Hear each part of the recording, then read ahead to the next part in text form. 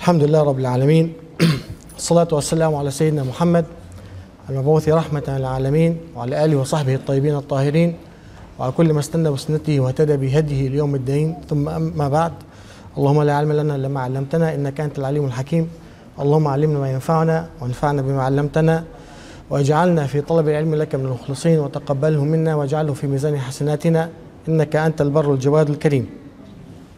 We continue inshallah ta'ala with what we started last week, talking about the series about Palestine, and the main area or the main period of time that I'm focusing on is the time that relates to the efforts of Salah ad-Din rahimahullah in freeing the city or the land of Palestine and the city of Jerusalem.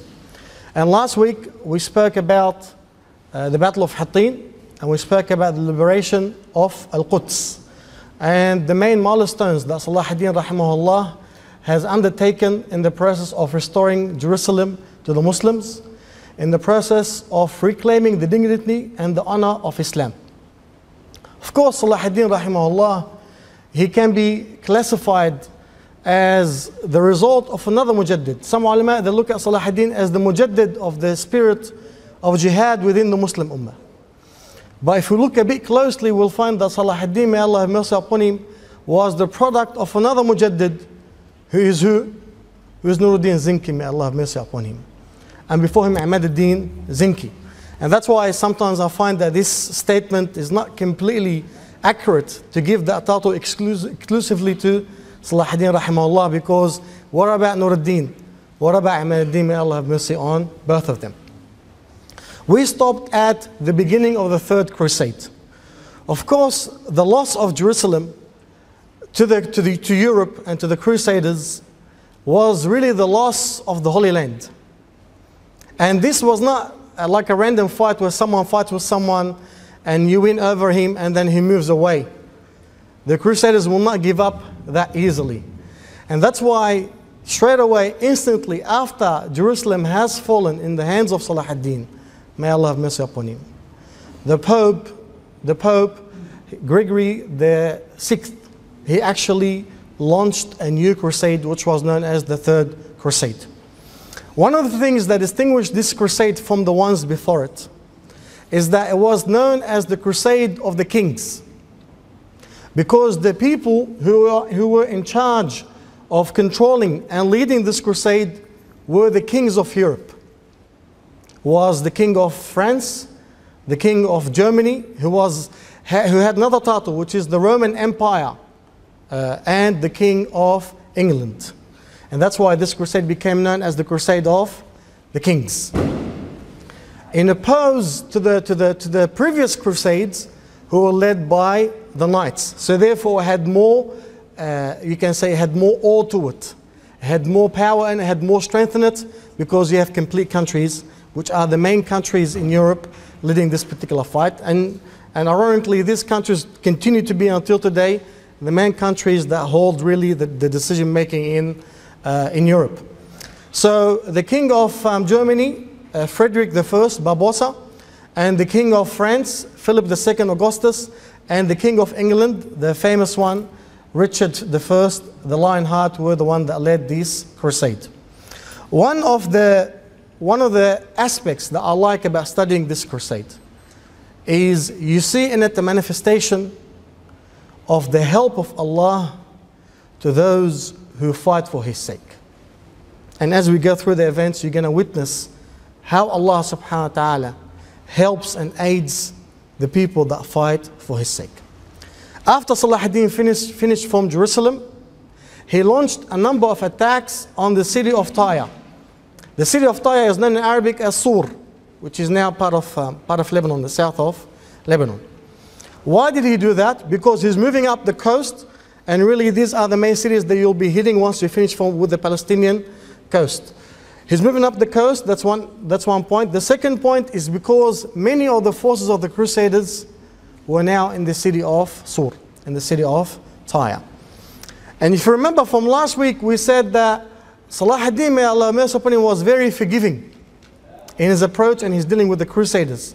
He let a lot of them go. He accepted a lot of ransom and he freed thousands of them. Well, the mercy of Salah ad-Din beat him in Tyre. It beat him in Tyre. Because Tyre had the Crusaders who are in it. It had all the Crusaders that fled from Jerusalem. And it had all the soldiers that were left with Guy of Lusignan from the other battle that has taken place. So you had literally hundreds of thousands of Crusaders in the city of Tyre. In addition to the nobilities, in addition to the knights. And you did not have just random Crusaders. You had wounded Crusaders. People that were humiliated. People that suffered in the face, in front of Europe, the loss of their Holy Land. So therefore, they were really, really urging for a fight so they can reclaim some of their dignity against Salah ad-Din. He besieges Sur for the first time. He doesn't succeed in breaking it. He besieges it the second time, and then he doesn't succeed in breaking it as well because of the massive numbers that are in it. Of course, Guy of Lusignan, who gave the vow that we spoke about last week not to take arms against Salah ad-Din, he makes it to Tyre, and what does he do? He straight away takes arms against Salah ad-Din, may Allah have mercy upon him. And not only they stop at staying in the city of Tyre, now what they do, they launch an attack against the city of Akka, or they call it in English Acre, which is a very strategic and important city along the Palestinian coast. And they attack this particular city. And Guy of Lusignan, he attacks it with hundreds of thousands of the Crusaders that we spoke about that were left in where? They were left in Tyre. Of course, what we witness here is a shift of positions. Now Salah ad-Din, he's no longer in the assault stance. He is what now? He's in the defense stance. He has gained. He has to protect what he has gained, and they begin to attack. One of the techniques that the Pope used and the kings used to rally the Europeans to join the crusade was the introduction of a tax that they called the Saladin tax, Salah ad-Din tax. Meaning it's a tax that every single European will have to pay to fund the war of the actual crusade. And you can be exempted from this tax in one situation, which is the situation that you engage in the crusade.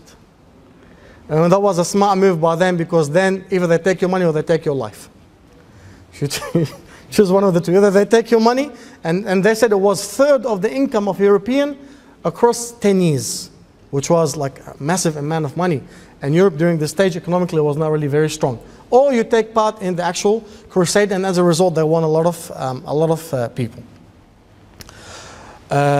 During this period, the father of Richard dies. And I'll mention, even though it's not very related, but I want to mention it. In September 1189, the father of Richard dies. And as a result, Richard I, the Lionheart, he's crowned as the king of England. The Jews who lived in England, and the Jews back then, they lived in England for a long period of time, they took some gifts, and that's mentioned by the Western historians, not by Muslim ones. And they went to congratulate the king for the new position that he has. As a result, they were actually humiliated, they were hit, and the houses in what they call it in London, the Jewish quarter, were burned down. And some says that the mob stripped him, they stripped him naked, and they kicked him out. And in this particular period, we're going to come, if I have the time, I mention it, in the time of Edward I, the Jews will be exiled from Britain. A complete exile of a complete community from Britain. And it's sad to see history, to see the victims of exile and torture due to people, what others have done to them. Now Guy of Lusignan is surrounding Akka. And Philip II, he actually arrives to the Middle East with his forces. How many does he have? The historians that estimate that he had around 250,000 soldiers with him. And he joins the siege of Akka with Guy of Lusignan. Akka is a city, as I said, it's a coastal city. So it had a seaside and has a land side. And what they did, the effort was to surround it and to besiege it from both sides, from the seaside and from the land side. At the same time that King Philip was moving from France the king of Germany also moved, but instead of moving by the sea, like the king of France did, he moved by land. Because Germany is close, if you think about it, it's closer to Turkey, so it's actually quicker for you to go down this way. So he moves with 100,000 soldiers from Germany, so he can join them on the siege of Akka. However, and that's one of the first times we will see the help of Allah subhanahu wa ta'ala. What happens to Frederick I is that he drowns in one of the rivers. As he is crossing one of the rivers in Sicily, they call it the Salif River, he drowned in it because of his heavy armor. And with the drowning of Frederick I, the army became confused. Do we continue or do you go back? And then disputes began to take place amongst them. See, the Crusaders suffer what we suffer from. And you look at the Arabs, you find them fighting amongst each other for positions. The Crusaders had exactly the same problem. This is a human sort of greed, which is the greed of power. So they began to fight amongst them who leads the army, what is the decision to be made. They became in a state of confusion. But they continued. They continued. As they are traveling, they were hit by a number of sicknesses, which actually took away from the numbers. And also the Muslims that lived around these regions, they were launching attacks against them. As a result, the 100,000 army made it to Akka by only 5,000. Only 5,000. So a 95% loss of an army. And that's when Allah wants to help someone. See how he helps. This is a better result than Hattin's result. Because in Hattin, Salah ad-Din was able to get rid of the half of the 60,000, 30,000. Here we have a 95% depreciation of the number of soldiers. And that's why the historians, all the historians, they say, especially the Western ones, they say that had Frederick made it with the hundreds that he had, then really the course of events would have been completely different in this particular crusade. However, alhamdulillah, Rabbil Alameen, this did not take place. So Philip is there. Guy is already there, he's besieging Akka. Frederick is dead, alhamdulillah, and his army is completely shattered. Only a few thousands are left. Who's left? Who's left? Richard. Richard the Lionheart is left. Richard, he moves by the sea. He takes off from Sicily and he heads down with a fleet of 200 warships. However, what happens to them is that they get hit by a storm, by a sea storm, that actually spreads out his fleet. And therefore the 200 sheep, they actually get thrown about the complete Mediterranean Sea. And this will cause a delay of the arrival of Richard to Akka by months. At the same time, two of his main ships, because of the storm, they end up on the coast of Cyprus. And they will contain some of his treasures, some gold. The king of Cyprus will take them. So what happens is that Richard now, he became angry with the king of Cyprus, and what he wants is to reclaim his ships. So he enters into a small skirmish with the king of Cyprus until he actually wins over him. They negotiate, he settles something, and then he gets his ships back. And then by this time he would have got all his fleet back. And then from there he heads down to Akka. So what happened to the movement of Richard was completely delayed. Was completely delayed, and he got busy with other matters. At the same time, what was Salah ad-Din doing? Salah ad-Din, facing hundreds of thousands of soldiers, is not easy. How many soldiers did Salah ad-Din have? Salah ad-Din had the 12,000. The 12,000 soldiers. Against how many? 250,000 soldiers. If you now, once Richard makes it, and the Germans are there, and everyone is there, all the Crusaders are there, their army will become 500,000. Their army will become 500,000. And therefore, Salah ad-Din will have to face 500,000 of Crusaders. The city is besieged. So what Salah ad-Din does, he begins to attack the Crusaders from the back, because they're around the city, so you attack him from the back. And the city itself, Akka, does have some defense forces from inside, and they had some warships, some Muslim warships that blocked the sea front. At the same time, Salah ad-Din will always ask his brother Al-Adil in Egypt to send him as many aid as possible so they can keep and maintain the city strong against the siege.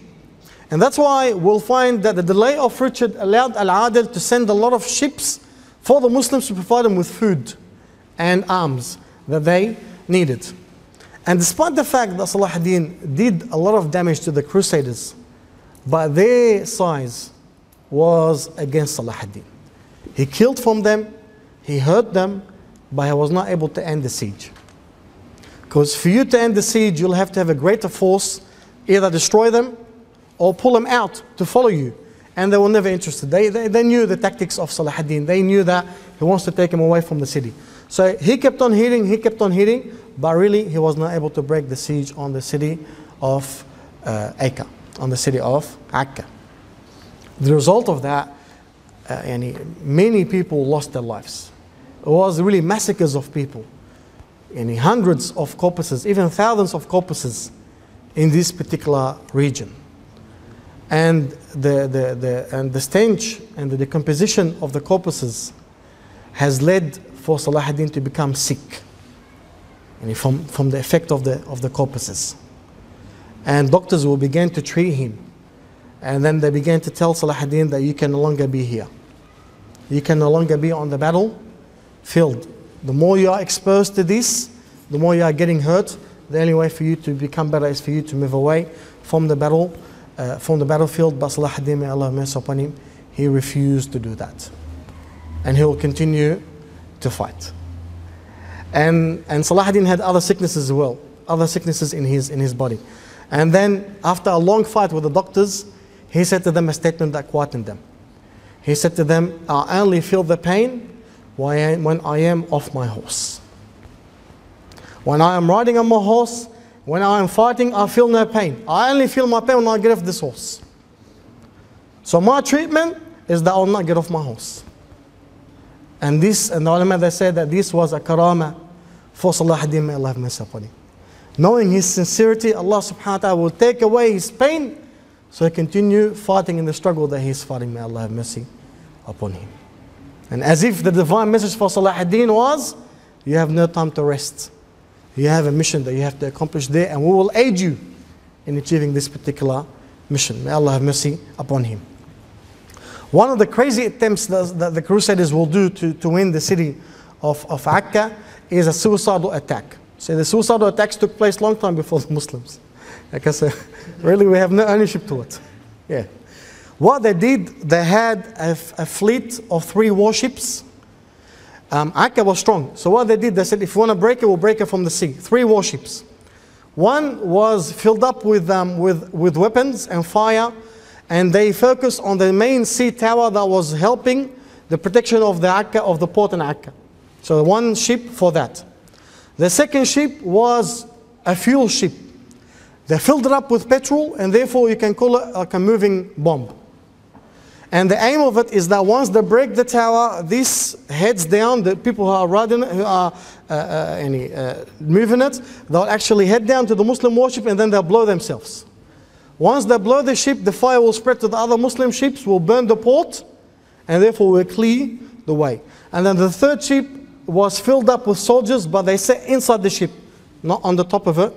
And the aim of that is that once the tower is blown and the ships are burnt, you actually make it safely to the port, you go down, and then you attack the city, and at the same time we actually launch a fist attack from the land, and then we basically crush the city of Akka. However, what happened is that the wind of Allah subhanahu wa ta'ala moved in the opposite direction of these ships. So even though they're heading towards Akka, Allah blew the wind in the opposite direction, and what happened is that their fire caught their ships, and the 3 ships were burnt in sea. And they kept on trying, and that's why the siege on Akka continued for 2 years, 2 continuous years. During this time, Salah ad-Din, may Allah have mercy upon him, he knows that he is no longer able to withhold the attack. So what did he do? He asked for assistance. He sent a cry of aid to the Muslims around the world, leaders, to assist him in the defense of the city And he said that these people, the aim is not only Akka. Akka is the beginning for them to secure the way to where? To Jerusalem. He sends letters to the Khalifa.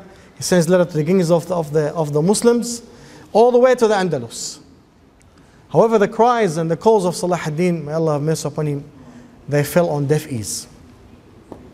And the response that he got from the Khalifa was a letter that criticized Salah ad-Din for the use of the title of An-Nasir. The Khalifa was upset with Salah ad-Din. How dare you use the title of, Nasir means the victorious, the one that gives support. How dare you use this title for yourself? This title is a title that belongs to me. And that was the response of the Khalifa to the cries of Salah ad-Din. And he did not provide him with any help whatsoever. And so did the rest. The king of Andalus, or the king of Morocco, Salah ad-Din, kept on asking him, and then he said to him, I'm too far from you, what can I do for you? I have my own problems. And he did have his own problems, because the Spanish forces, they were actually hitting and attacking the Muslims from that side. It wasn't really a good period for the Muslims. So Salah ad-Din said to him, bluff. And he make any move, even if it is a bluff. I'm not telling you come down and fight with me, but move some warships in the sea that can make him feel threatened, so he can block some of the attack against me, so they can move away a bit from me, so I can gain some time. Do something. That's basically what Salah ad-Din said to him. And then said to him, would it please you that the kufr helps the people of kufr, and the people of Islam do not help the people of Islam? يرضيك أن يعين الكفر الكفر ولا يعين المسلمون المسلمين. And then the king of Morocco was embarrassed by the words of Salah ad-Din, and he moved a couple of warships, which really was a bluff move. Did not really make much of a difference, but it's recorded for the king of Morocco that he made a move. As a result, now Richard made it. After all this delay, Richard made it with his ships, so the sea siege continued to be stronger, and then Richard, he took over the complete crusade. He became the one that is leading that particular crusade. The reason why Richard became the main person that is leading the crusade, is because he had very good tactical skills. He had very good war experience. He was a fighter. As a result, naturally people felt themselves giving control to who? To Richard. And he was the one that was bringing the sea reinforcements. And as a result, the siege on the city of Akka became stronger, and the Muslims inside it, they ran out of food.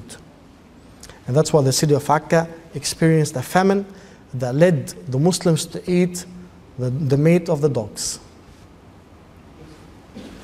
They reached the end. After 2 years, they reached the end. Salah ad-Din is trying, but he cannot do much for them. And that's when the governor of Akka, he offered the surrender of the city to the Crusaders. Initially they refused. They really wanted to break it, but they found they're not able to break it, and they weakened it, but they're not able to break it.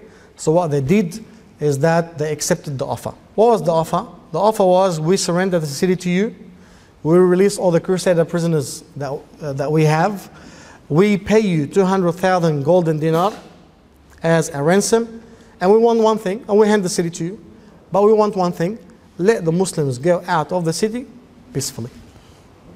That's the only thing that the governor of Akka asked for. And the leaders of the crusade, they said, yes, we agree, and therefore an agreement has taken place between them. And the governor of Akka opened up the gates of the city to who? To the Crusaders.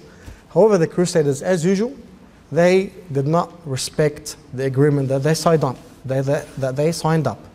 As soon as the gates of Akka was opened, they stormed into the city, and they captured the Muslims that are there. They killed whoever they killed, and they imprisoned everyone. And the vow and the agreement that was given by them to the governor of Akka went with the wind. Salah ad-Din tried to save the Muslim prisoners who are there by offering another ransom. Of course, the resources of Salah ad-Din were not that big, so he did not offer 200,000. He offered 50,000 golden dinar. I'll pay you that, you give me the prisoners. Again, they said yes. So Salah ad-Din put a condition. What was this condition? The condition was, I'll give you half the amount, you release all of them, I'll give you the second half. They said, no, you pay us the full amount and then we release them. Salah ad-Din, of course, is not a dumb person. He has witnessed the failure of these people to fulfill the vows and the agreements many, many times. So he's not about to give them 50,000 golden dinar to strengthen them in their fight against him. He said, no, I'll give you half. You release them, I'll give you the second half. I'm a man of my word. However, they refused to accept the offer of Salah ad-Din. And then Richard the Lionheart, may Allah curse him, of course he's dead now. So he went to what he has earned. And that's something, and in honesty, even the Western historians, they scorn Richard for that action. He gathered all the thousands of the Muslim prisoners that were there, around 3,000 Muslim prisoners, and then he lined them up on a hill from where Salah ad-Din can see them. And he executed them one by one. All in one go. All in one go. Sort of sending a message to Salah ad-Din. Anyway, what happens from there, the forces of the Crusaders is too big for Salah ad-Din to fight. They continue to move within the cities, and they begin to gain the cities one after the other. One battle that hurts Salah ad-Din and makes him change his strategy is the Battle of Arsuf.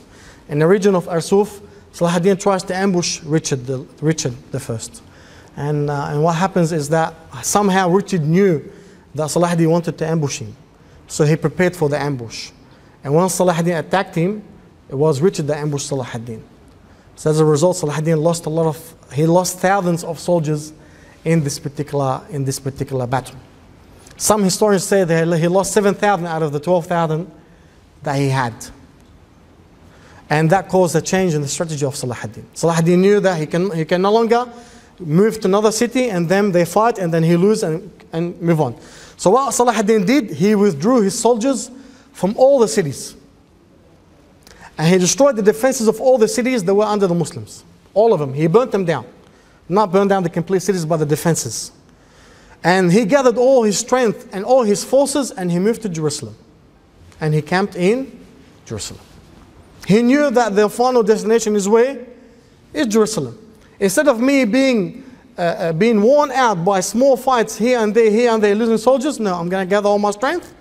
That's where the main battle is going to take place, and I face him there.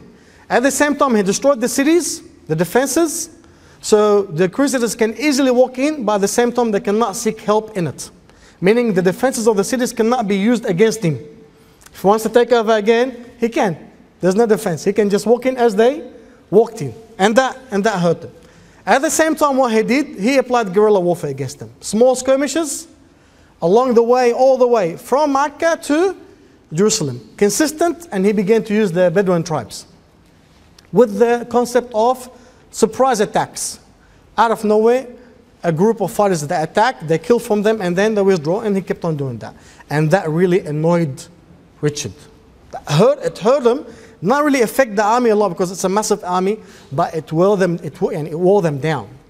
And you are vigilant. Any moment you can be attacked, and annoyed Richard a lot.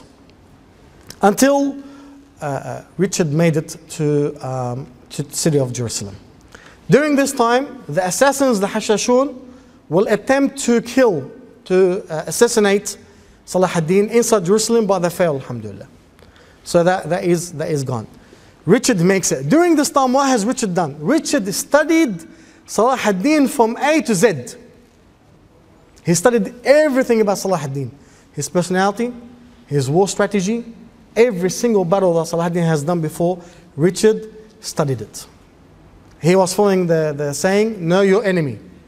So he knew everything there is to know about Salah ad-Din. He made it to Jerusalem. He checked the terrain.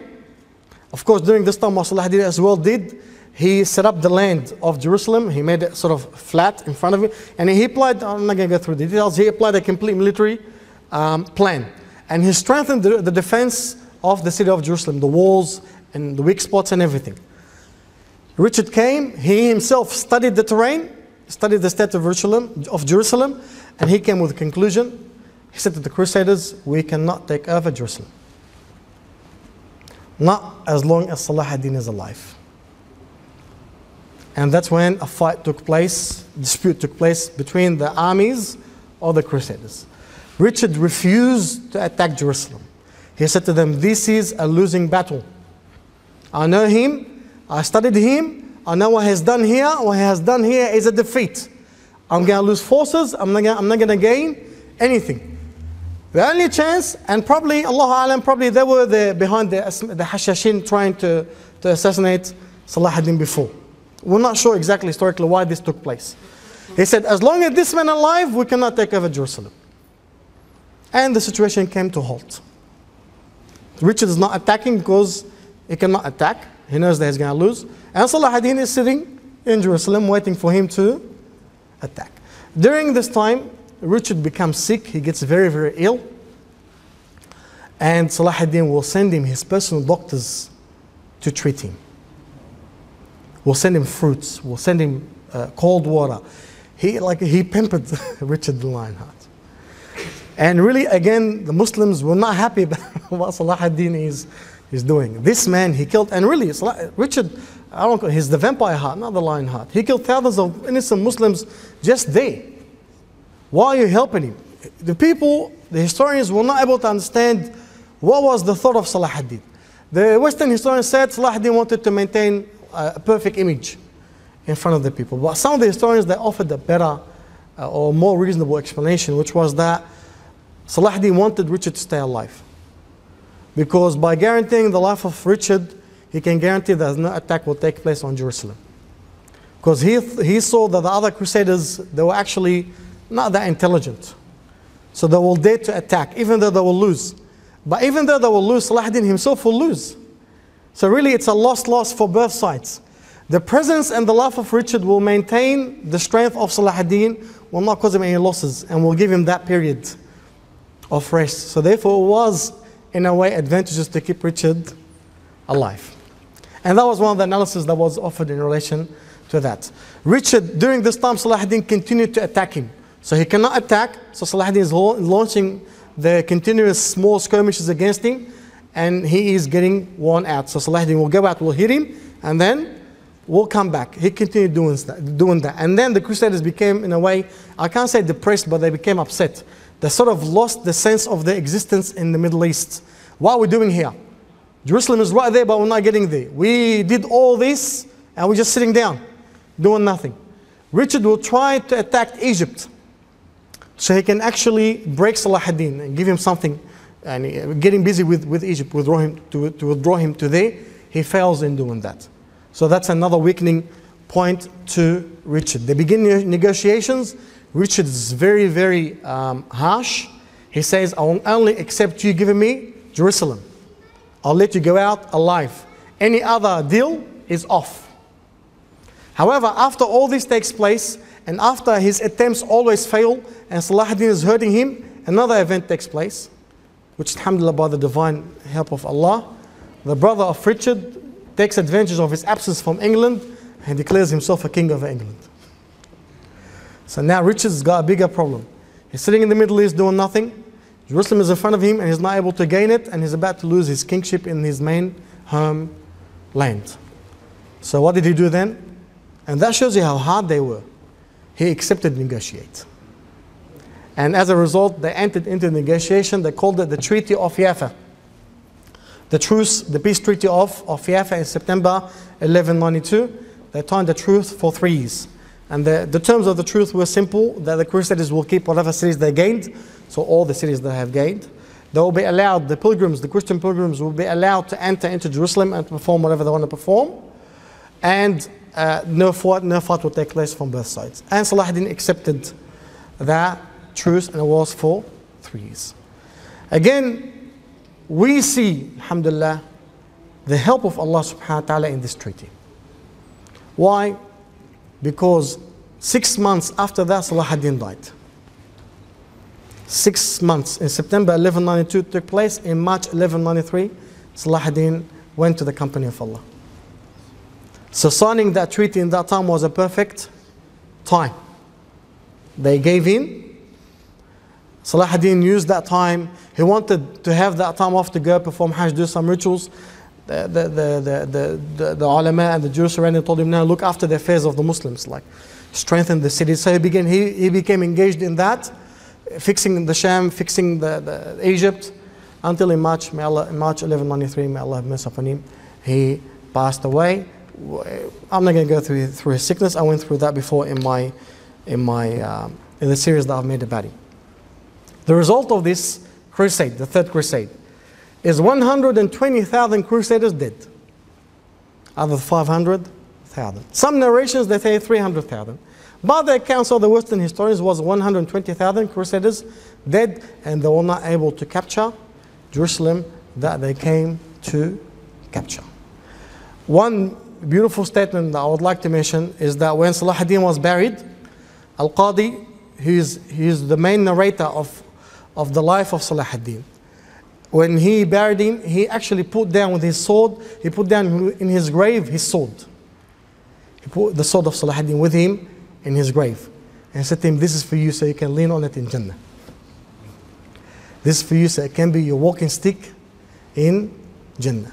SubhanAllah. Salah ad-Din, again, I'm not going to talk about him because of the time.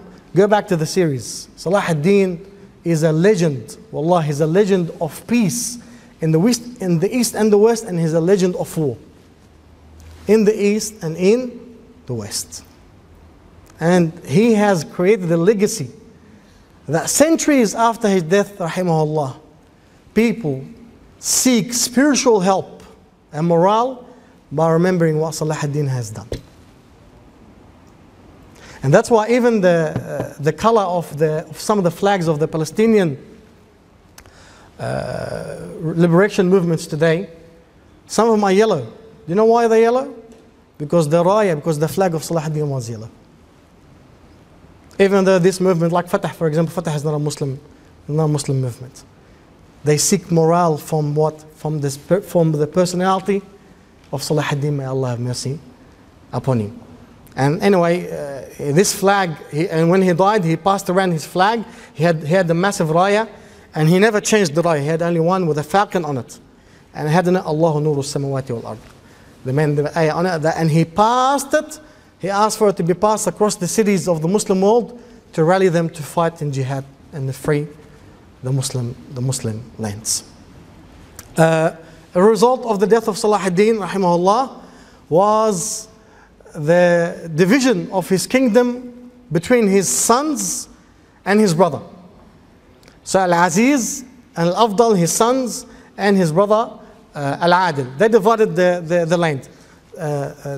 Egypt was given to Al-Aziz, and Damascus was given, and the Sham, to be more correct, was given to Al-Afdal, and Jordan and this area was given to Al-Adil, his brother. However, unfortunately, the children of Salah ad-Din, his sons, proved to be nothing like their father. Proved to be nothing like their father. There were tyrants, both of them. However, Al-Afdal was worse of a tyrant than his brother. He'll impose taxes on the Muslims. He'll spread oppression in the Sham, to the extent that for a number of times the people of the Sham will go out to his brother Al-Aziz and will ask for help against him. Come do something about your brother.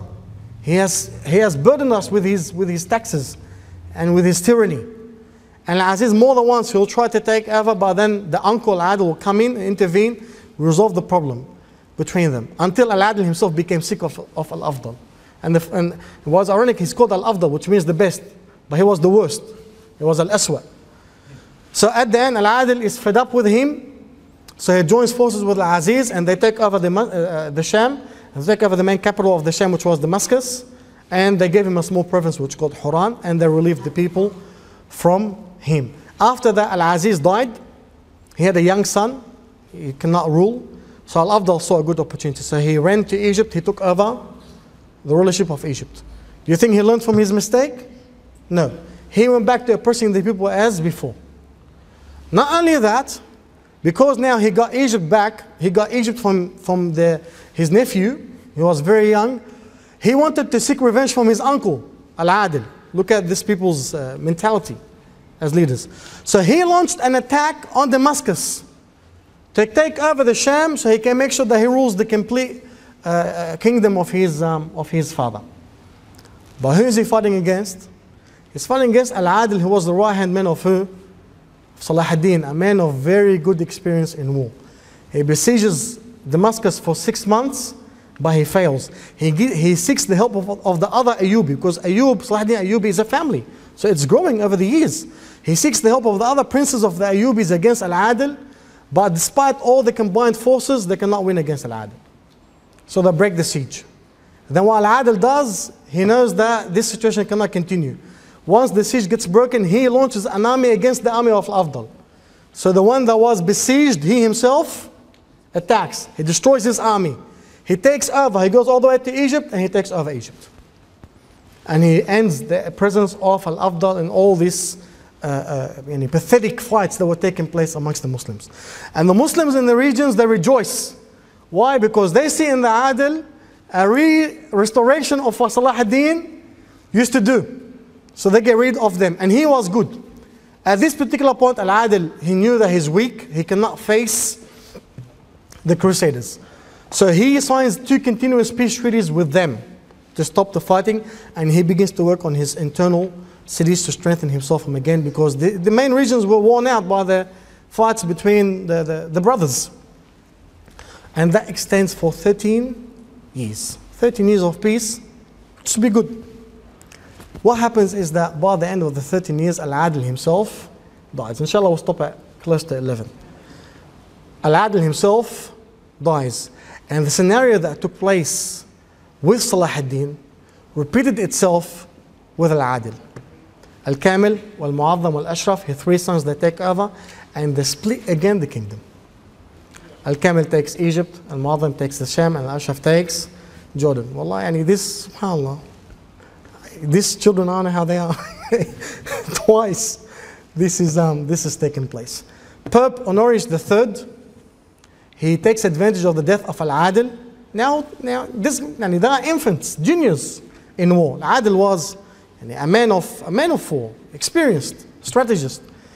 Pope Honorius III, he takes advantage of the death of Al-Adil, and he launches the 5th crusade. Now he's dead. They split into 3. Let's have another go. He appoints someone called John of Brienne.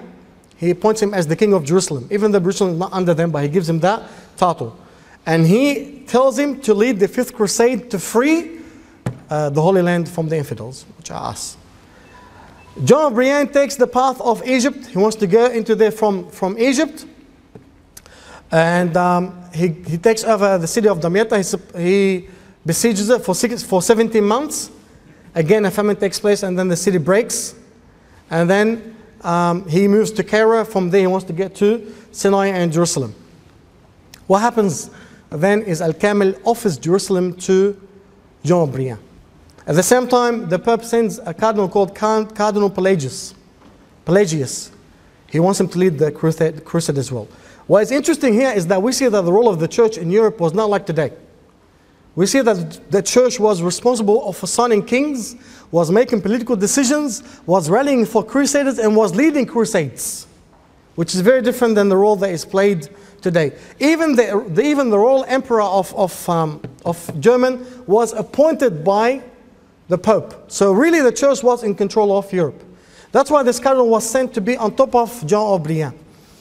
Al-Kamil, he offers them Jerusalem on a golden plate. He says, I'll give you Jerusalem, that's what you're coming for, but let Egypt go. Because Egypt is his region, that's what he wants. Alhamdulillah, they refuse. The Pope and the Cardinal, they see that they actually can secure a stunning victory against Al-Kamil. If you're offering, then you are weak. Why should we listen to him? We take over Egypt and we take over Jerusalem. Again, this proves that the aim behind the crusade was not only religious, there was also a political aim behind it. Otherwise, why would they want Egypt? They can just take Jerusalem and end it. So they became greedy. Al-Kamil,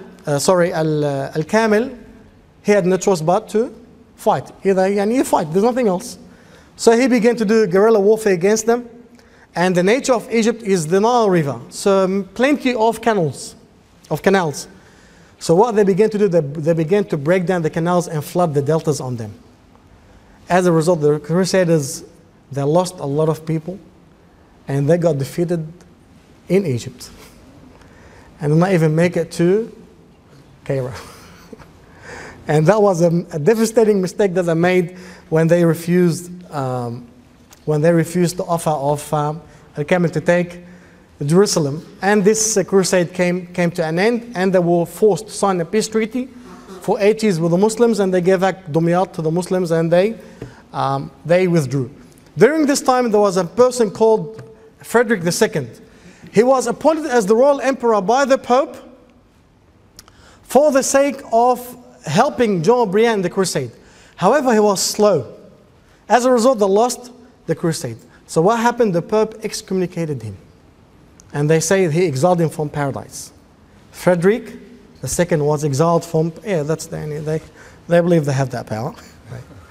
Okay. So what did Frederick II do? I'm rushing through events. He married the daughter of John of Brienne, who is the king of Jerusalem. Her name is Yolanda. Her father died, she became the queen of Jerusalem. He marries her, he becomes what? The king. He wants to fix up his relationship with the Pope, because the Pope said you can't enter Jannah. All right, so he wants to enter Jannah. So he's doing something. So he married the daughter of John of Brienne, Yolanda. He became the king of Jerusalem, and then he took 500 knights and he launched a crusade with 500 knights. However, during this time, Al-Kamil was doing exactly what the children of Salah ad-Din were doing. He was fighting with his brother Al-Mu'azzam and his nephew Al-Nasir. So when Frederick came down, Al-Kamil sought the help of Frederick II against his brother. And he said to him, I'll give you Jerusalem and Beit Lahem and Nazareth, and you help me against my brother. And as a result, Frederick II reclaimed Jerusalem with 500 knights with no fight. May Allah have mercy upon Salah ad-Din. With 500,000, they were not able to take over it. Well, Kamil was handed to them with 500 knights. And despite that, the Pope was not happy with him. Anyway, to cut a long story short, at the end, the Pope was happy with Frederick II.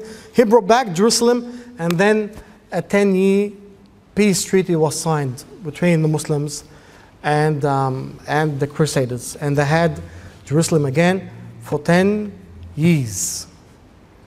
And what happened is that a friendship got built between Al-Kamil and Frederick II. He liked him because he knew how to speak Arabic. So Al-Kamil was impressed. Frederick II knows how to speak Arabic, and knows about the culture. Alhamdulillah, after 10 years, Al-Nasir, the nephew, the son of Al-Mu'azzam, the one that Al-Kamil was fighting, Al-Nasir Dawood, what he does, he waits for the peace to treat. As it was about to end, the Crusaders make a mistake. One of the terms of the treaty was they're not allowed to build fortresses, to make Jerusalem a city, a military city. They made that mistake. Al-Nasir was strong. He was waiting for them for 10 years. What does he do? He attacks and he takes over the city of Jerusalem. He takes over the city of Jerusalem, and the result of the fight was around 1,800 Crusaders. Anyway, I'm going to rush events. Nasr goes away. The offspring of these kings, they take over. One of them is called Ismail, and his nephew Najmuddin Ayyub. Again, Ismail in the Sham, Najmuddin Ayyub in Egypt. They end up fighting. Ismail is the worst one. He's the tyrant. He wants to take over Egypt. He's under Najmuddin Ayyub. He repeats the same mistake of Al-Kamil. So the offspring of Al-Nasir did the same mistake that the offspring of Al-Adil did. So repeat the mistake of Al-Kamil. But it was worse. Why? Because Ismail himself was not a good Muslim. He launched a fight against his nephew in Egypt, and he offered Jerusalem free to the Crusaders. Not only that, they held a drinking party in the Sahra. And he offered them other Muslim cities in the region. And when the other Muslim cities refused to obey Ismail and to be handed over to the Crusaders, he fought the Muslim cities. He conquered the Muslim cities and he gave it to the Crusaders. Who was alive during this period? Alhamdulillah, we still have 5 minutes. Al-Az ibn Abd salam.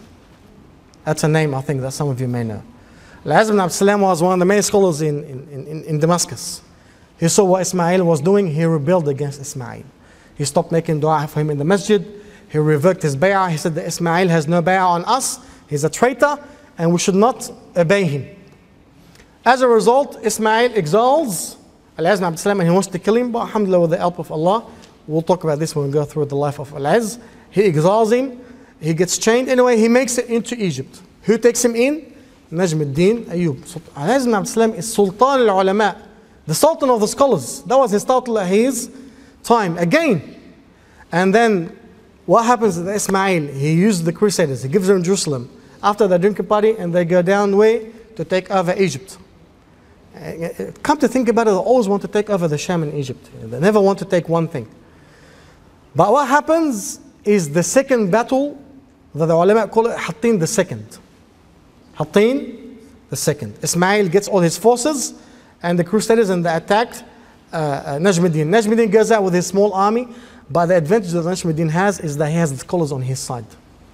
The scholars rally for jihad in Egypt and around the Muslim world, and the one that is leading them is Al-Azz ibn Abd Salam. And they go out fully prepared. Fully prepared how? Spiritually. Military, they're a very small army. But they devastate Ismail, and they devastate the Crusaders. And again, as in Hattin, they kill 30,000 Crusaders.